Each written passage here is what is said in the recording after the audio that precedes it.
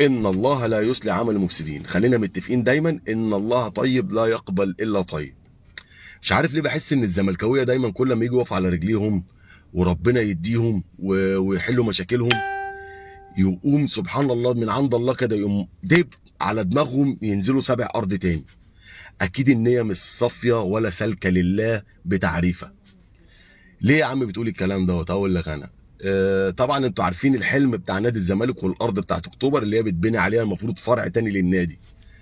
وفد من وزاره الاسكان راح وقف الشغل هناك وقال لك الارض دي مش ما حدش هيشتغل فيها خلاص وهنسحب الارض. ليه يا عم؟ قال لك كده هنسحب الارض وخلاص. طيب ايه الحكايه؟ الحكايه ان الارض دي مخصصه لبناء فرع تاني لنادي الزمالك. ازاي انت راح تعملها كومباوند ومش عارف ايه والكلام ده كله ومنتجع سكني ومول تجاري؟ ازاي وهي الارض مخصصه من الدوله لبناء فرع تاني لنادي الزمالك؟ لان دي ارض حكومه. قاموا ساحبين منهم الارض. ليه؟ عشان انت ماشي غلط. انت ماشي غلط وهترجع بقى تقول ايه؟